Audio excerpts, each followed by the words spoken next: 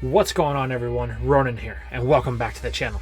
You guys are currently watching this while I'm on vacation with my family, so I really hope you enjoyed the entertainment that we got going on here today. But before things gear up, I'm going to need you guys to do the usual thing. You know the drill. Take a look at this analytical stat bar right here, hit the like button, hit the subscribe button, turn on notifications, and don't forget to, drop a comment to help feed the algorithm. But with all that being said, let's get into the second part of the Rocket Arc for What If Indigo Champion Ash challenged the Johto region. I hope you enjoy. We begin today's part in the midst of where we left off in the last one. Ash, Rowan, and Oak are all trying to gain access to the radio tower in Goldenrod City. However, the grunts from Team Rocket, or the security patrol as they refer to themselves as, are really thick. They're monitoring every inch of the building with their trusty Houndoom and Arcanine. They won't let anybody in, and Ash knows this is at the orders of Giovanni. He has to find some sort of way to get to the top of that tower, but how can he do it exactly? Man, if only Charizard were here, Ash thinks. However, he does have something that's almost as good. Gligar, I choose you, the champion declares. Ash tells Gligar that he needs it to fly up to the top of the tower and see if there's any type of vantage point that it can find from an aerial view. See if there's any weak points in getting in. After all, whatever that light is, it can't be good. Just as Gligar takes off getting some air, one of the grunts notices the scorpion Pokemon taken to the sky. He approaches Ash with his Arcanine, demanding that he recall that Pokemon. There's no air traffic allowed around the tower. However, Ash just ignores the grunt, telling him that his Gligar isn't a machine, so it could fly wherever it wants. This is where the grunt begins to get pushy with Ash, to which Professor Rowan and Professor Oak try to defuse the situation, telling them that they aren't breaking any rules here. They have done as they were requested, and they're staying away from the tower. However, the grunt is taking personal offense to this, as it seems like these two think he may be stupid or something. So he gives them one final warning, telling Ash to recall his Pokemon, or Arcanine's going to have to use a Fire Blast to get the point across. However, Ash isn't going to let them get the first move, as he orders Pikachu to use a Thunder that drops the K9 right in the wake of things. This catches the attention of everyone in the vicinity. All of the grunts converge on Ash, Rowan, and Oak. Well, Ash, you certainly know how to gather attention as a champion, Rowan says. But Ash isn't listening to the old professor, demanding that all of these security patrol let him see Giovanni. However, they all feign ignorance, more concerned with the fact that they were just attacked, and now this boy is going to pay for it. However, Ash isn't going to let them get the upper hand on him. So he sends in Meganium, and it,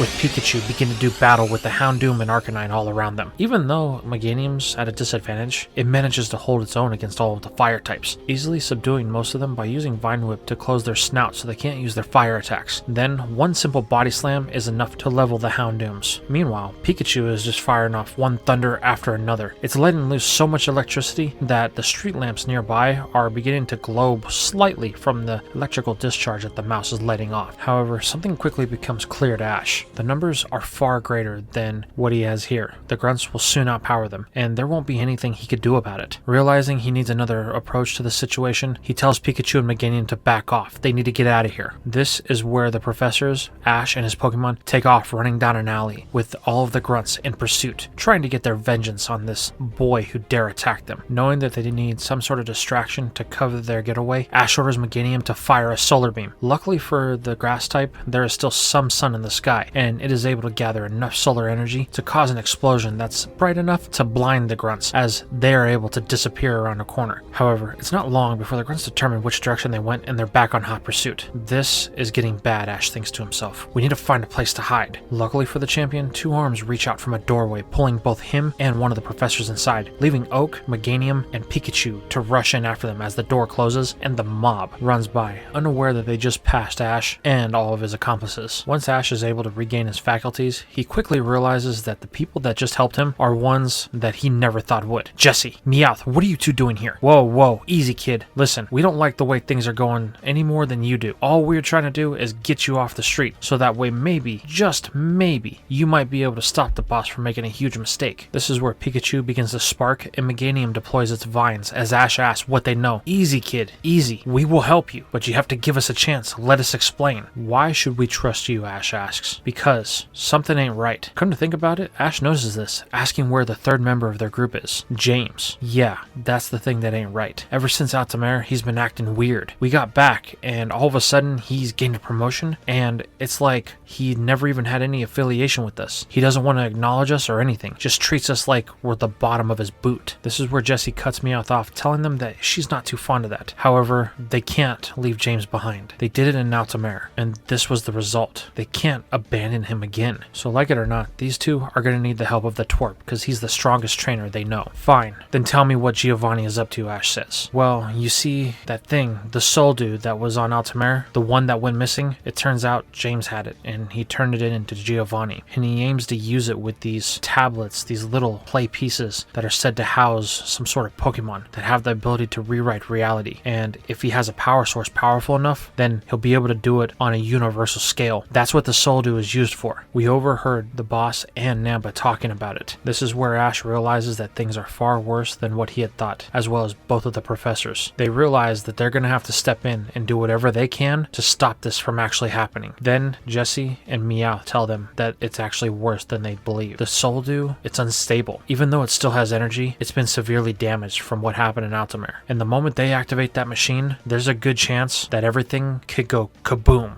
and then there may be nothing. So then, how do you intend to get us in, Ash asks. There's an underground passage that isn't heavily guarded, because it's not widely known. However, there are some guards there, and the trainer that takes them on will need to be an experienced one. This is where Ash resolves that he's going to be the one to enter this underground passage. He then releases what Pokemon he has left, as Gligar is still flying above the city. Magby, Octillery, and Shuckle all come out of their balls. Ash tells Magby and Octillery to go with Professor Oak, while the stoic Rowan takes the sturdy Shuckle. This leaves Ash with Pikachu and Meganium. Oak is going to do his best to clear the surrounding streets, while Rowan is going to run a distraction on the ground floor with the Grunts and Shuckle. This just leaves Ash. He's going into ground zero. He's going to take Meganium and Pikachu and work his way up the tower until he faces Giovanni and ends this madness once and for all. With the plan set, both Oak and Rowan exit the hallway that they are in, as Ash turns and tells Jessie and Meowth to lead the way. They begin walking down the corridor of darkness, with Pikachu using its electricity to slowly spark light from whatever lamps may be nearby. Eventually, they find themselves at a door, and on the door, there is some sort of card reader. This is where Jessie presents the one that was given to her, as she's one of the Grunts that may have needed access in or out. She tells the twerp that the card reader needs a charge, and the moment that she swipes it to have Pikachu use a Thunderbolt on it. But beware, the moment this happens, the door will open, and Ash will be on his own. I understand, he says. Swipe the card. As soon as Jessie does, Pikachu fires a Thunderbolt, energizing the locking mechanism, allowing the door's lock to pop, and it slowly begins to swing open, as Jessie and Meowth run back into the darkness as not to be detected by any of the Grunts on the other side of the door. However, what the boy finds is nothing. Jessie said it wasn't heavily guarded, but this is ridiculous. There's no way. However, our hero quickly realizes why there's no guards here. He can hear a radio off in the distance, talking about an old man and a Shuckle causing a stir up front, and they need all forces at the front of the building to prevent this crazy old man from entering. Well, it looks like Rowan is far more capable than he looks, Ash thinks to himself, as he, Meganium, and Pikachu begin to walk inside. Luckily for our hero, most of the floors are empty. He hasn't really had any encounters to this point, and he's all the way to the third floor. Unfortunately for him, this is where things are going to change, as he comes face to face with the two members of Team Rocket that nearly destroyed Altamare, Annie and Oakley. The two Rocket Grunts aren't exactly happy to see Ash coming through this less than well-known door. However, Annie quickly reminds Oakley that this is an opportunity for them. They have a chance to get a little bit of payback for what happened on Altamare. This causes a smile to cross both of their faces, as both Espeon and Ariados ready for their attacks. This leaves Ash in a precarious position. The only two Pokemon he has with them are Pikachu and Meganium. However, he knows that the only direction he has is up, so like it or not, he's going through these two. Back outside, we catch up with Gligar and its point of view. It's been circling the building ever since Ash told it to. Unfortunately, the Flying Scorpion hasn't really been able to find any way in. Whatever barrier this is, it's strong. It's gotten to the point to where Gligar even tried to rush through it and beat on it with its claws, but nothing. It seems to be some sort of psychic energy, and whatever it is, it's way too powerful for the Scorpion to break. It's at this point that Gligar decides that he needs to return to Ash. However, as the ground type descends, it notices that its trainer is nowhere in sight. However, he does see the old man that was was with him and Shuckle, causing some problems for the grunts that were down below. So Gligar decides to join in on the raid, causing as much havoc as it can, while it continuously strikes from the air. With the extra help from the flying scorpion, Rowan is able to quickly dispatch of most of the grunts, with any ones that are left over that haven't ran in fear, retreating inside, securing the doors behind them. Well, that was anticlimactic, the old mustache-clouded man says. It's here that Gligar lands, and the old man tells him what's happening. This doesn't sit well with the flying scorpion. It doesn't like that Ash has gone off alone. However, it doesn't really know what it can do from this point. But Rowan offers it some guidance, telling Gligar that it can help him and Shuckle as they barrel their way through the front door. After all, you want to get to Ash, right? Nodding, Gligar readies its pincers with a guillotine as Rowan orders a rollout from Shuckle, and they both crash through the front door, shattering the glass in the process. Back with Ash, he was able to make quick work of both Annie and Oakley. While there was a brief type advantage with one of their Pokemon, Meganium and Pikachu are an effective combination, as they both complement each other's battle styles with being long-range battlers. The last thing Ash hears is both Annie and Oakley telling Ash that he will be sorry. Giovanni already knows that he's in the building, and he will regret it if he proceeds any further before they disappear off into the darkness. While both Pikachu and Meganium are a little bit worn from that battle, they both know that they can't stop. Looking at their trainer, all three of them nod as they proceed up the stairs, chasing Annie and Oakley. Unfortunately, each floor is met with more resistance than the last, and Ash, Pikachu, and Meganium are forced to push through all of it. It seems that with each floor, the grunts are more experienced and their Pokemon are more high level. Though the battles are tough and Pikachu and Meganium are running on empty, they are able to push their way to the top floor. Unfortunately for Ash, there is going to be one last bastion of resistance, as a very familiar purple-haired person stands in his way. So James, now you're one of the grunts of Giovanni as well, Ash says. By no means am I any sort of grunt, kid. I just finally got tired of being at the bottom of the barrel, so I changed my fate, and I decided to finally start playing along with Giovanni's master plan. And because I did, I was rewarded handsomely when I provided what he had requested, the Soul Dew. And now my orders are simple: stand guard and prevent from entering this room until the boss completes his final master plan. I don't want to hurt you, James, but if I need to push through you, then I will, Ash says. However, James just simply laughs as he holds a Pokeball in his hand. You know, I used to have a problem with you, kid. It seemed like no matter what we did, we just couldn't get out of the shadow of you. No matter how hard we tried, no matter what we would come up with, you would always thwart our plans. You and that brat Pikachu of yours. However, I've come to realize that that was just me being mad at myself. All the resentment I had for you two was just my own shortcomings. But things have changed now. I no longer have any anger towards you, and what I'm about to do is nothing personal, James says, as he declares, "Victory Bell, wheezing, go!" Ash looks at both Meganium and Pikachu. He knows that they can't go on much longer. After pushing through all the grunts, they have maybe one final battle in them. Unfortunately for Ash's best laid plans, it looks like that battle is going to be with James, and he won't even make it to Giovanni. With one final warning, James tells Ash that he needs to leave. However, the Indigo champion refuses to back down, ordering Pikachu and Meganium to engage with both Victory Bell and Wheezing. Back on the ground floor, Rowan has been very effective with his disposal of the Team Rocket grunts. While he may not look it in his day, he was a very adept trainer, and his knowledge of Pokemon physiology as well as their evolutionary lines proves to be rather useful here, as he's able to use Ash's Pokemon a little bit more effectively than the young champion can, being as he has experience and all. This whole thing has been a new experience for both Gligar and Shuckle as well. The two aren't used to being reserved in battle. Usually it's just go, go, go with Ash. However, Rowan displays something that the young boy doesn't. Patience, waiting for the right time. He knows that they are outnumbered, so he has to use their numbers to his advantage. Very quickly, the last bastions of resistance on the first floor is taken care of, as Rowan has a guest join him, Professor Oak. "Oak, my boy, I'm afraid you're too late. I've managed to take care of most of the people on this floor." To which both Magby and Octillery look a little bit disappointed, especially the octopi, cause it wanted to wrap its tentacles around some foes. However, they're gonna get a second chance, because quickly as they approach the elevator, the doors open to reveal another horde of grunts, ready to battle. Back with Ash, his Pokemon are breathing heavily. However,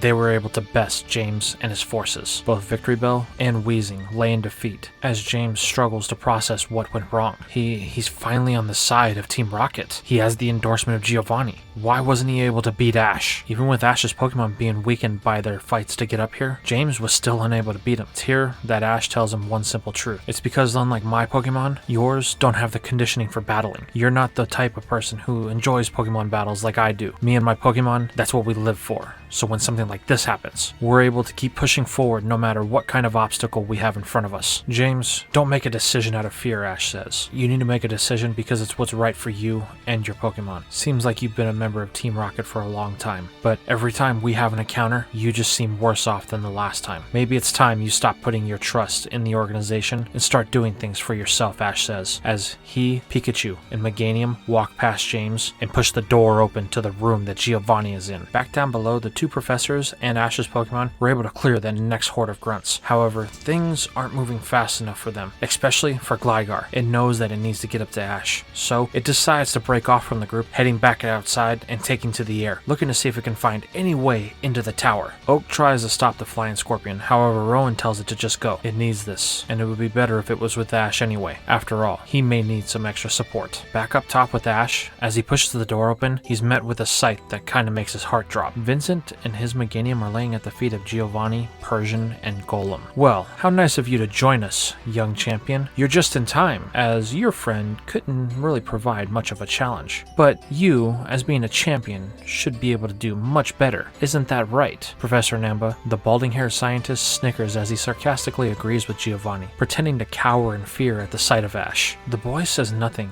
as a blind rage begins to consume him. The only thing he can utter is commands to Meganium and Pikachu as he orders both a Vine Whip and an Iron Tail. Both of the Mons rush in, trying to separate Giovanni and his Pokemon from both Vincent and Meganium. Luckily, Gio chooses not to engage with Ash here, and steps aside, ordering his Pokemon to do so as well. This gives Ash a clear path to allow him to collect his friend and see if Vincent is alright. Luckily, the boy isn't hurt too bad. It's mainly because he was trying to protect Meganium from an attack from both Golem and Persian. However, his starter is a little bit worse for wear, as Ash grabs its Pokeball to recall it so it can rest. Ash tells Vincent that he needs to get out of here. He'll take care of Giovanni, but Vincent tells Ash that he's not going anywhere. He's going to need help. The two begin to briefly argue about who's right, only to be interrupted by Giovanni, as he sarcastically claps his hands, telling them that he enjoys this display of friendship and bravery. However, he's on a schedule, so he's going to need to move this along. So, if they wouldn't mind, would Ash kindly take his Pokemon and his friend out of here so that Giovanni can continue what he was doing? However, Ash tells Giovanni that he's nuts if he thinks that he's just going to leave him alone. Their last altercation isn't one that he'll forget. However, Giovanni, having his memories erased by the clone Pokemon, doesn't recognize Ash's statement, telling the boy he must have him confused with somebody else. After all, they've never directly met in person. He is Giovanni, the leader of Team Rocket, and while he understands that Ash is the champion of the Kanto region, he has no jurisdiction as champion here out in Johto, so he should just leave before things get a little too ugly for him. This causes flashbacks for Ash to the conversation that he had with Giovanni before when he was trying to capture Mewtwo. Charizard got hurt really bad by Golem then, and he doesn't even have a Pokemon that's close to that thing's strength on him right now. He's gonna have to be smart. Alright Vincent, if you want to help, fine, but you're gonna have to stay out of my way. Smiling, he readies a Pokeball as he sends in his Golduck, ready to provide any assistance that he can to Ash. Quickly before the battle starts, Vincent mumbles to Ash, "I'm sorry, I didn't mean to make your gym battle with Whitney something that you wouldn't enjoy." But Ash just tells him to forget it. He already had a gym battle with her, and even though he knew what was coming, it was still fun. So let's focus on what's going on right now. Both boys smile as they choose to engage Giovanni, Golem, and Persian. However, things quickly take a turn for the worst when the fatigue of Ash's Pokemon become apparent, as Meganium collapses as it begins to battle with Golem. "No, Ashios, are you okay?" However, the grass type is unresponsive as it is hit with an explosion from the rock type. As the smoke clears, Meganium just lies there, beaten, battered, and bruised. Now angered that Giovanni would take things that far, Ash chooses to go on an all-out assault, as he orders Pikachu to use a Thunder and flood the entire room with it, not really caring who he hits in the process. Realizing what Ash is trying to do, Vincent recalls Golduck before it can take any serious damage from the electrical attack, while Giovanni takes cover behind Golem, as the ground typing that it has will easily protect it from any type of electric attack. attacks. As the light fades from the thunder attack, it's revealed that nothing really happened, but Ash was able to recall Meganium, which is primarily what he wanted to do. Now it's just Pikachu to take on both Golem and Persian. However, Vincent isn't going to let the electric mouse go in and at it alone, as he sends out his Magneton to offer any assistance that it can and help prevent any outbursts from Pikachu that would be electric based in the future. Giovanni's impressed by the tenacity of the duo, however he grows tired of these games. It's time to stop playing around. After all, he's already dealt with that boy Vincent once, and he doesn't want to have to go through it again, so he decides to up the pressure by sending in his Nidoking. Giovanni wastes no time, ordering his 3 Pokemon in. This is where Ash finds out the hard way just how deadly Giovanni is, as his Pokemon have all of their restraints taken off of them. The Rocket Leader wants this problem dealt with now, by any means necessary. This causes the 3 Pokemon to lash out, with the intent to cause as much harm as possible, no matter who's in the crossfire. While Magneton is able to put up a decent resistance with its steel typing, Pikachu on the other hand is beginning to run on empty. This is quickly shown when it's caught in a thrash from Nidoking, and it's sent back into the computer, where the Soul Dew and the Unknown tablets sit. This is where Namba's tone shifts from one that is sarcastic to one filled with fear, as Pikachu just landed directly on the machine that is able to control the Unknown's power and regulate the output of both it and the Soul Dew. While nothing has been activated at this time except for the barrier that protects the room that they're in, one slight shift and everything could come crashing down. Namba makes this known as he begins to outburst and tell Giovanni that he needs to be more careful. If he wants his plans to go through, then he can't damage the equipment they have with them. It's all that they have. Now irritated about this outburst from the doctor, Giovanni decides that it is time to truly end this, and he orders Nidoking to get Pikachu off of the machine now. However, this is where Ash sees his opportunity. He tells Pikachu to use a Thunderbolt on the machine with everything that it has left. The mouse reaches down deep inside, pulling whatever electricity that it has to the surface as its cheeks begin to spark, but then nothing, just mere static bolts come out as the mouse collapses from exhaustion. Pikachu Ash yells, but nothing. There's no response from the mouse. Unfortunately for Ash, this looks like it's it. He has nothing left. All of his Pokemon are off with the professors, and both Pikachu and Meganium have reached their limits. That is, until Ash looks out one of the windows, and he sees something flying by. Gligar, he thinks to himself. However, the barrier is preventing the Scorpion from getting in. That is, until the console that Pikachu was sitting on slowly begins to spark as it temporarily short circuits, letting the barrier drop for a brief second. Gligar sees this as its opportunity, and before the barrier can rematerialize, the flying Scorpion bolts through the opening to join its trainer by its side. While this is a ray of hope, the reality quickly sets in as Gligar lands next to Ash. Vincent and Magneton have been subdued by Golem, and Nidoking is walking a direct line to Ash and Gligar. Then there's Persian. Where did the cat go? But Ash can't complete this thought, as he is swiped at the back from the cat, causing him to tumble to the ground and slide a bit in the direction of Nidoking. The slash on his backpack causes it to open as all of the items inside begin to spill out. Now that Ash has been separated from all of his Pokemon, the 3 Mons that Geo controls converge on him in a triangular formation. With one command, he tells them to put the boy out of his mystery so he can continue with his plans. The 3 Pokemon of the evil Team Rocket leader begin to charge their attacks. As Gligar can do nothing but watch on, it wouldn't have the strength to save Ash from that. However, a gleam of something on the floor in front of it catches its eye. Looking down, there is an item that seems to be calling to Gligar, and this is where we are going to end things for today. So tell me, how did you guys feel about this part? As we inch closer to the end of the Rocket Saga for the Johto region, and things threaten Giovanni's plans, the Rocket Leader is getting more and more ruthless with those who are interfering with his plans. So tell me, do you think that Ash will actually be able to stop Giovanni? Is his Pokemon, mainly Pikachu and Meganium, gonna be okay? Will Vincent be able to provide any type of help to save our young champion? And last but not least, will Gligar be able to do anything to save Ash? Let me know in the comments down below.